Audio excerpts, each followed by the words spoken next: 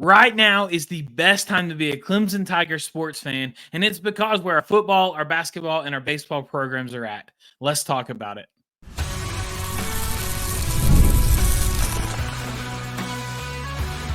You are Locked On Clemson, your daily podcast on the Clemson Tigers. Part of the Locked On Podcast Network, your team every day.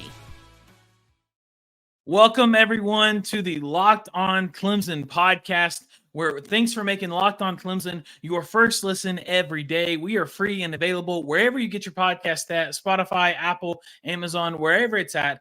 We are free and available every single day. We're also available over on YouTube for free as well. We are part of the Locked On Podcast Network, where we are your team every day. Here on the Locked On Clemson podcast, we are all sports, all passion, all of the time, where we are bringing you everything you need to know about Clemson sports. Today is an episode that I'm excited about. I am so stoked for this, and everyone's heard of a State of the Union address, right? It's a yearly thing where the president gets out and they give a state of where the country's at. They address all Congress and the whole nation, and they tell everyone, hey, this is where the country's at.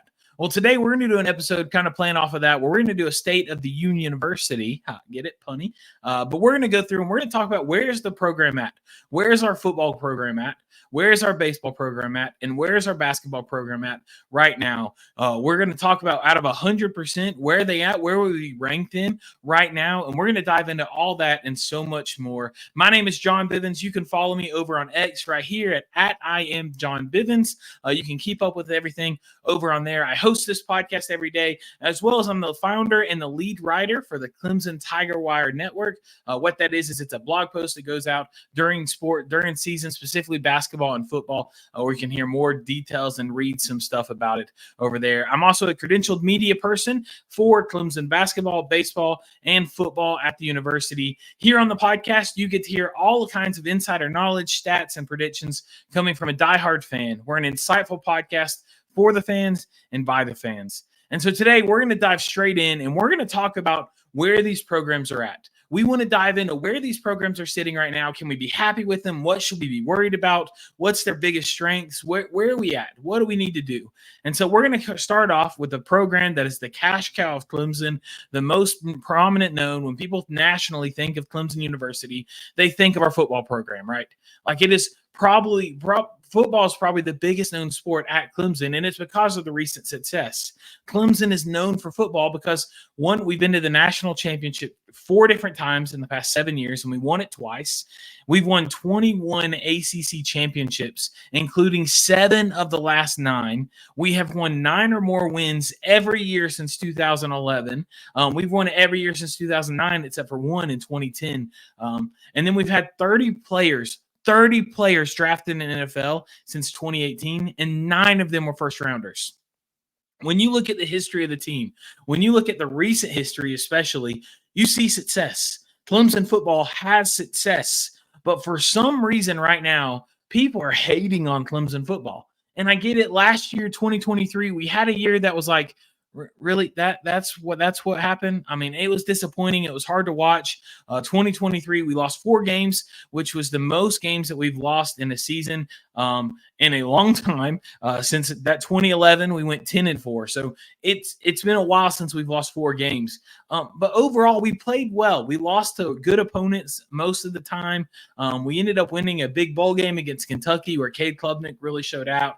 Look, I'm not trying to say that there's nothing to be worried about. That's not what I'm saying at all. I'm not up here trying to just blow smoke. I'm not doing anything like that. There is some things to be concerned about at Clemson football. But it's not time to jump ship. It's not time. I'm hearing so much about all this negativity and Clemson's downhill and the glory days are over and we should get rid of Dabo and all the – it's ridiculous. That's not where the program's at. The program is at a healthy spot right now where we're just having to rebuild. We've had a couple soft years, a couple years that was like, now we just need to kick it back up. Now we just need to kick it back in high gear, continue, and get back to Clemson football. If you listened yesterday, if you listened to the podcast yesterday, where we walked through a couple of different things, talking about who needs to step up for Clemson football. Part of Clemson football's dominance and known is about the quarterback play. is how great quarterbacks have been at Clemson over the years. Kyle Parker, Taj Boyd, Deshaun Watson, Trevor Lawrence, right? We have great quarterbacks. The DJU is good. He's playing at FSU now, had a great year last year at Oregon State. We've had great quarterbacks, and that's led us to success. If Cade Klubnik can play at the level that he's known, that he's supposed to be playing at, that he came out of high school and was recruited to be, Clemson football will jump right back into that boat. We've got the playmakers. We've got what we need. Last year when the season ended, I wrote down, what's the big worries for next year. Here's the game. We beat that Kentucky game. We won that Kentucky game, and then Clemson played later that night. And so as I'm driving from my home to Clemson to Little John after watching that bowl game to get ready for basketball, I was kind of going through and I was like, what are the things that we're worried about for next year? Number one was quarterback play.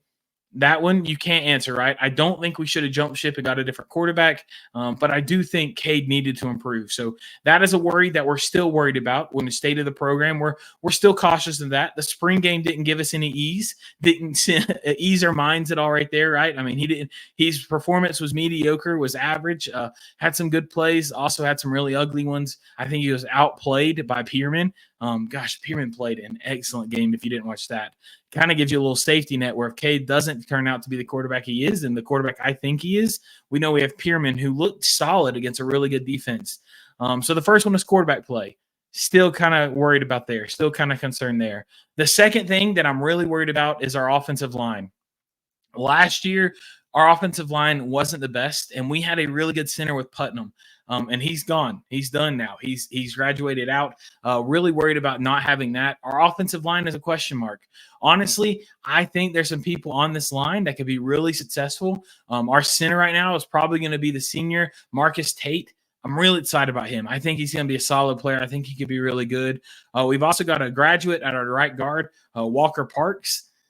I think he's got the potential. I think he could be that. I don't know if he's there all the way now, but I think he could be there. On the left side, we got a little bit younger crowd. We got a sophomore and junior, both red shirts, Colin Sadler and Tristan Lay. Again, we've got to make sure. I'm really hoping we got a brand new offensive coach or offensive line coach, right? Coach Luke. Really excited about him. Really excited about what he's going to do. My potential and my hope is high that he's going to get this offensive line back at the play and how it should do, and open up our run game a little bit more than it has been the past couple of years. But offensive line, still a question mark, but I think it's trending on the upside. They looked a little better in the spring game towards the beginning. Towards the end, it was like, is this back to what it was? But either way, I think that's still a question mark. Another question mark I wrote down was our playmakers, was our wide receivers, was our running backs, was all that kind of stuff. I know Will Shipley was gone. I was afraid Phil Moffa would transfer. But honestly, playmakers, not only can I think you can check it off for this year, we're in a really good spot when it comes to playmakers. When it comes to playmakers, I mean, we have a freshman, Brian Wesco. Oh, he's dominant. He's going to be really good. Spring game, when you look at spring practices, almost every single practice, a coach or a player or somebody involved with the team was complimenting on Brian Wesco and his ability. So really excited about what he's going to do. But we also are stacked with players around him. We still have Troy Stellato, Antonio Williams, Tyler Brown, TJ Moore, Adam Randall, Cole Turner. We've got players. We've got playmakers. Not to mention our running back room is really solid. We've got Phil Moffa, who is a beast, right? I mean, he's crazy good. You also have a redshirt freshman with Jay Haynes, so I think it's going to be good. And then you got Keith Adams, who didn't really get a lot of playing time last year, but I think he'll be good. Our playmakers are set. And then our strength last year was what? Our strength in our football team was what? Our defense last year. I know we're losing Nate Wiggins to the draft. Hopefully he gets drafted tonight in the first round. But overall, I know it was a little rough. I know it could be hard, but overall, we were happy with it, right? Our defense is going to come back. They're going to be just as strong now. So overall, out of 100%, where I would rank our football program is at 80%. I'd say we're about 80% great, 80% of where we should be right now. Plenty of room to grow, but still better than a lot of programs in the nation. So that's where I'd say it is. That is where our football program is at right now. In just a moment, we are going to talk about where our baseball program's at. They're in the middle of their season, coming up the postseason soon. So we'll talk about that in just a second. I don't know about you, but I have a competitive side. I have a little side of me that can get competitive, and me and my wife kind of get competitive back and forth as well. And I have a competitive side, and my competitive side is a huge fan of Monopoly Go. I'm sure you've heard of it. It's been downloaded over 150 million times. It's a great twist on Monopoly where you play not only one, but on hundreds of different boards in crazy locations, building up amazing cities that bring you big money. But the best part about the game is you get to be competitive and messing around with your friends, and I get to mess and be competitive with my wife. I can charge her rent on iconic properties just like the original game, but now I can also heist their vaults of riches for myself, and the leaderboards show me who the biggest Monopoly tycoon is. It's not just my competitive side that loves it. You can team up with friends and people all around the world in time tournaments to earn huge rewards. So go get in the game. Join your friends. Download Monopoly Go now, free on the App Store and the Google Play Store. Monopoly Go is free on the app and Google Play Store. Also, I don't know if y'all know this, but it is officially MLB season. They're in full swing. I know most Clemson fans are a Braves fan. I'm a Padres fan. And living on the East Coast, I don't get a chance to watch the Padres live a lot. I have MLB TV, and I watch all that when blackouts don't happen, but I don't get to go see them a lot. So anytime they're out this way, I try to go see them. And the hardest part is always the ticket fees. It's buying the tickets. It's when I have a last-minute opportunity to go and watch, I can't get a ticket that I need to without paying a break in the bank and breaking my wallet. Well, Gametime has came and solved those problems. Gametime is now an authorized ticket marketplace of Major League Baseball, which makes them getting tickets even faster and easier. Prices on the Gametime app actually go down the closer it gets to first pitch. With killer last-minute deals, all-in prices, views from your seat, and their lowest price guarantee, Gametime takes the guesswork out of buying MLB tickets. I got in the Gametime app to look at the Padres tickets, and I can already tell we can wait till the last minute, and we're going to get great deals and great seats on all the Padres games. Take the guesswork out of buying tickets with Gametime. Download the Gametime app and create an account. Use code LOCKEDONCollege for $20 off your first purchase. Terms apply. Again, create an account and redeem code LOCKED ONCOLLEGE for $20 off. Download the Gametime app today. Last minute tickets, low price guaranteed.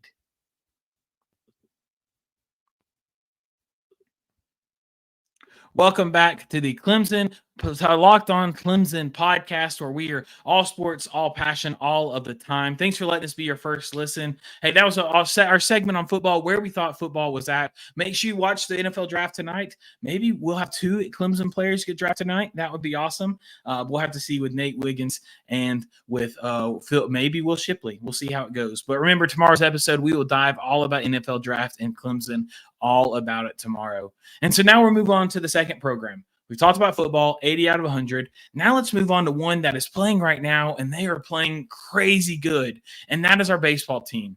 Our baseball team last year had a good year, ended up being able to host a regional site. That regional site didn't go exactly how we wanted. We got bounced in the first round. Wasn't the greatest performance, right? But now this year, we are playing really well. We started out ranked pretty high in the top 12, depending on what platform you look to use for your rankings. That's one thing about college baseball. They don't have a set rankings. You kind of got to bounce forth between a couple different ones. But we bounced between that top 10, top 12 mark. But since like halfway through so far, we've been in that top 1, 2, 3, 4. We were 1 for a little bit, had a rough series. Now we're sitting at 3 or 4, depending on what you look at. We're a little bit lower in some of them, but Clemson's playing really well. Are playing really good baseball right now.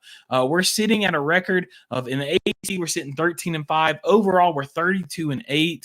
That's winning 80% of our games so far. We are tied with FSU as the best record in overall in the ACC, and we're in first place in the ACC overall, especially in the Atlantic Division. D1 baseball. They actually put a spot. We're talking about where the program's at. D1 baseball is my favorite place to go for all kinds of college baseball program.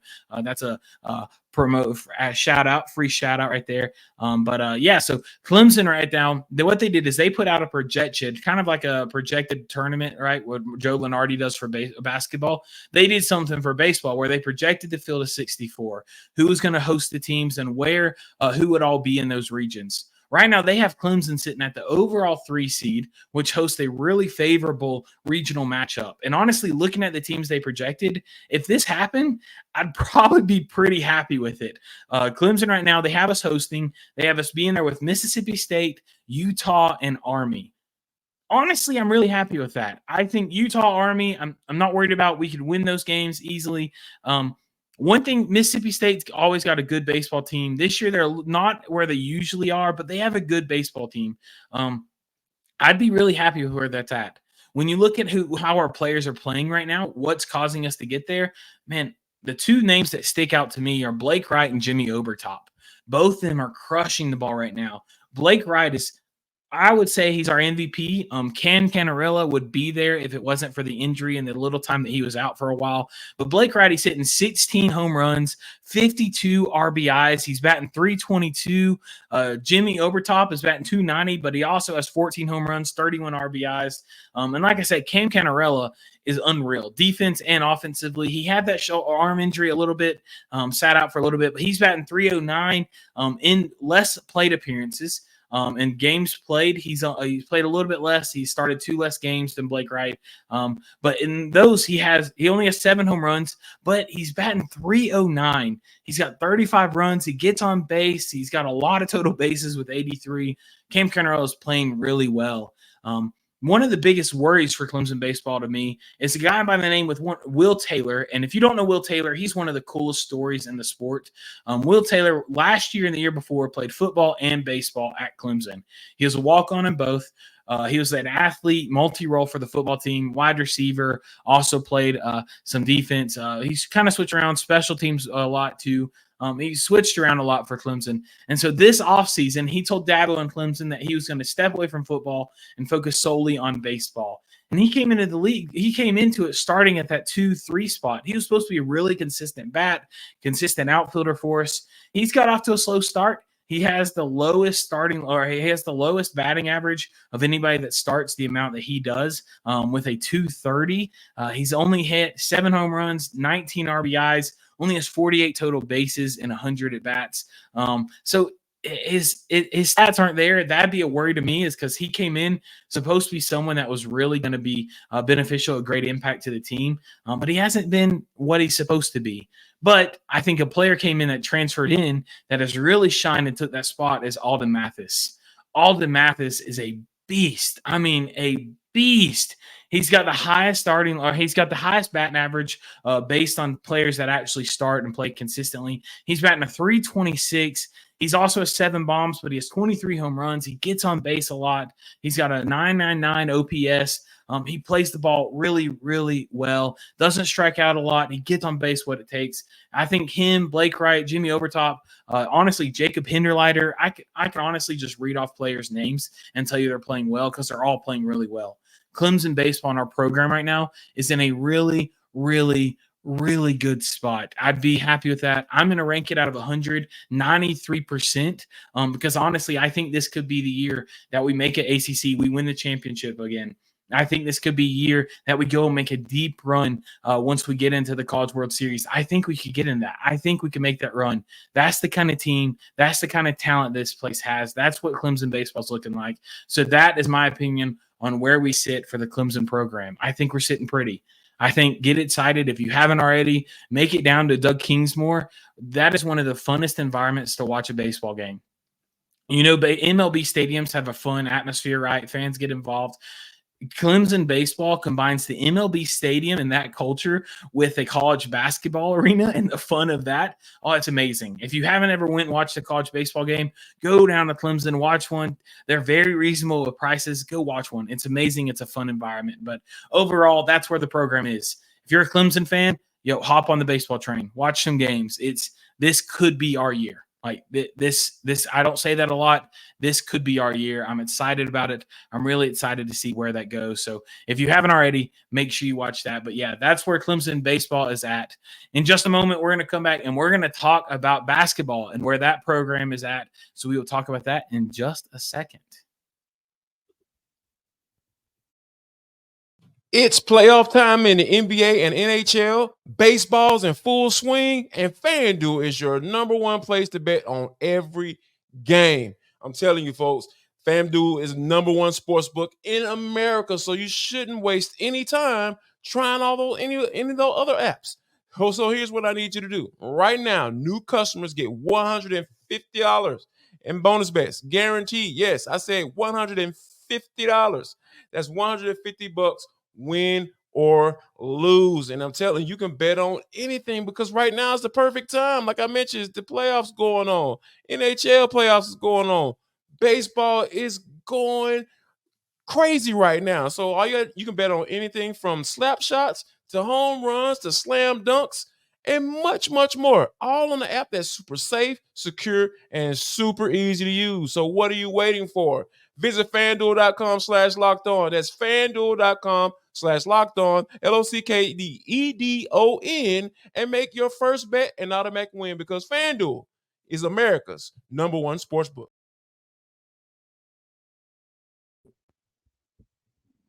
Welcome back to the Locked On Clemson podcast. Hey, thanks for joining us so far. Now, we've talked about football. We've talked about where that's at. We've talked about baseball, where that's at. Now we're going to finish this show strong, talking about where a basketball program's at. Guys, I don't know if y'all watched it, but Clemson Basketball just came off in a historic year. They made history. They tied the program best, getting to the Elite Eight for the second time in our history of making it to it. We've never made that Final Four. We almost did it. We couldn't beat Alabama. But guys, Clemson just came off an excellent year when it came to basketball. But there's some things to be worried about when it comes to our program. Right now, I think we're sitting pretty. We've got coaches. I know some people out there are still in the Fire Brad train. I am not. I might have been at one time. I'm not anymore. I think Brad is an excellent guy, being able to sit in media rooms. He's always patient with questions. He's always taking time. He makes sure everyone's here. When you ask for a personality for a coach, you couldn't ask for much better than Brad Brownell. When it comes to coaching ability, there was a while that I was like, and I'm still kind of on the fence. I think he's there. We give him one more year. If he can't prove he's consistent, we hop off. But that'll be another episode later on. Where our program's at right now, we just got off this excellent year. We just got off this really good year of making the Elite Eight. We came off this year with a lot of experience on the team. 8 people on the team had a chance to leave due to either graduating or transfer or graduating because of age or going to the NBA. There was expected 8 people that would leave. Right now, it's looking like it might be more than that because we've had a couple transfers that no one really expected. So when we're looking at the team, when you look at it, we've already lost a couple pretty big pieces when it comes to our basketball team. My favorite player, other than like our big 3, my favorite like unknown player was definitely Josh Beadle. Something about him just provided like an energy spark. I love the way that he played. I love how he felt. I love his naturalness about the game. He just came in and left it all on the line. I loved watching Josh Beadle. He transferred out. We hate it, but he's left us. We're going to miss him a lot going to another ACC school. Jack Clark also transferred out. Again, if you listened yesterday, he was the MVP, in my opinion, of last basketball season. I think without him, we wouldn't have made the run that we did. So he was the MVP, in my opinion. He transferred out. But I think Chauncey Wiggins is stepping up into more of his own. So that's not going to hurt us too much because I think Chauncey Wiggins will fill his shoes. But then we also lost a big piece that I was surprised about, but when I think about it, it makes sense. We lost R.J. Godfrey. R.J. Godfrey played some crucial minutes for us last season, played some big moments, had some big points, big rebounds, hit some amazing free throws late in March Madness, which he was not known for a free throw shooter, but man, he iced it out. He transferred out. And at first I was like, why in the world would he transfer out? But when you look at it, when you really start thinking about it, okay, so PJ Hall, let's say he goes to NBA. He hasn't made an announcement, but that's what we're guessing he's going to do. Let's say he goes to the NBA. Ian Shefflin is not big enough to start at the 5. He's not big enough to start at the 5. He's not athletic enough. RJ Godfrey is not nowhere near big enough to start at the 5, but he's not athletic enough to start at the 3, which means Ian Shefflin and RJ Godfrey play the same position. And if you look at them, Ian Shefflin, coming off the year he just had, he's going to be the starter. So RJ Godfrey, he's going into his junior year. He probably wants some playing time. He wants some starting minutes. He was going to get a lot of playing time, but I don't think he was going to get a starting role next year. And I think that's the reason he transferred. His dad actually tweeted out on X that he wanted starting time, and that's the reason he wanted to. He said, he wants to start. That's why he transferred, which was okay, Dad. All right, Mr. Godfrey, way to hop on there and talk about your son, but whatever. That makes sense to be able to defend there. But no, at the end of the day, his transfer, those 3 transfers hurt us. It really sets us in a spot where we need players, especially when you look at our big 4 players from last year: PJ Hall, Chase Hunter, Joe Girard, and Ian Shefflin. Out of those 4, only one of them are on the team right now. Out of our starting lineup last year, our starting lineup was Chase Hunter, Joe Girard, Jack Clark, Ian Shefflin, PJ Hall. Out of those 5, we're only getting 1 returning starter back right now. There's a chance Chase Hunter comes back. He's testing the waters with NBA. He said he's keeping his eligibility intact, but he's testing the water. So he might leave. He might stay. PJ Hall hasn't said anything, so he's on the fence up or down. Joe Girard's definitely done. Jack Clark's definitely gone. So we only have 1 returner, and we might have 2 more. We've got some incoming freshmen. We've got some bench places, some of our freshmen that's coming in. We actually have the highest recruiting class we've had in a long time. Right now, we're ranked 34th in the nation, according to On3, in On3 recruiting. We've got some good pieces coming in. We've got a small forward, Dallas Thomas. He could help fill that Jack Clark role. He's not as tall, doesn't have as much of a reach, but he's more of an offensive scorer, still has that defensive presence, won't be as much on the boards. But Dallas Thomas, he's coming in playing. He's got a 93 rating right now, according to On3, a 4-star player. And then you look at you got Dell Jones, who's a small point guard. He's 6'2". On3 has him as 89. They've got him a 3-star rating. He's going to be coming in as a point guard, true freshman. We also have Ace Buckner. Ace, I'm really excited about. He's a 6'1" point guard. I'm excited because his dad went to Clemson. Greg Buckner, Clemson legend, hit that amazing shot against Tar Heels in the ACC tournament to push us to the ACC tournament championship so many years ago. Man, Clemson family, love seeing that come back. And Ace Buckner, he's a good player. He's a 90.56 on On3, a 3-star according to the industry, but 4-star according to Rivals and On3 True.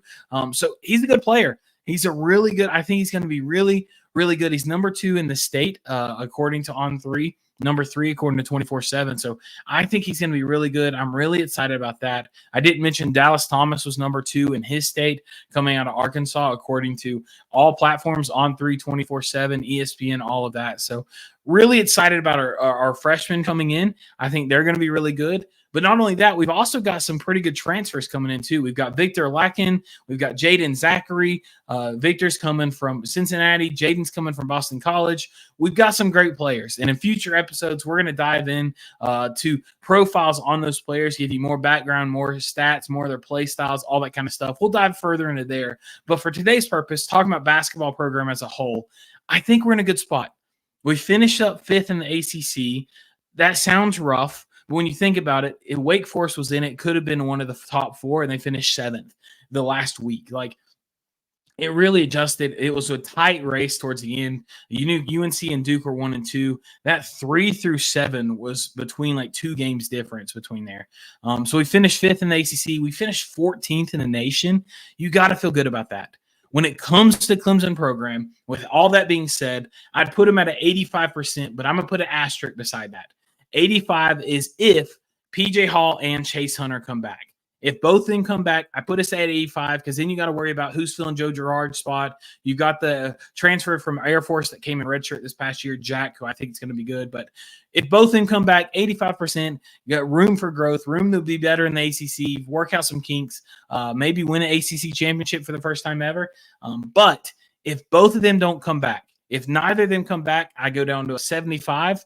If only one of them comes back, I go to an 80. So where the program is right now, I put them at an 85, but that's with a big asterisk. So interview football, sitting all right, got some kinks to work out. Hopefully this fall we'll be able to work out some problems, sitting at 80 out of 100. Baseball, this is the year, 93 out of 100. And basketball, a big old asterisk beside an 85 out of 100. And that, my folks, will wrap up this edition of the Locked On Clemson podcast. Tomorrow's episode, we're going to dive into the NFL draft, which is tonight. And we're going to talk about where Nate Wiggins went, maybe where Will Shipley went, maybe not. But we're also going to talk about the recap of the draft tonight, and as well as other Clemson prospects that might be going later on tomorrow and Friday in the 2nd or 3rd round, or even Saturday in the later round. So we'll talk all things NFL draft tomorrow on the podcast here on Locked On Clemson. Hey, let me know your thoughts on today's topics. Reach out to me on Twitter at I am John Bivens. Email me at thetigerwire@gmail.com. I'd love to hear your feedback on what we talked about. If you haven't already, make sure you subscribe to this podcast wherever you get your podcast at. Rate us 5 stars. Subscribe to us over on YouTube. Drop some comments. That way every day can be your first listen here on the Locked On Clemson podcast. We can't wait to see you on tomorrow's episode. But until then, keep that Tiger pride alive and roaring. And as always, go Tigers.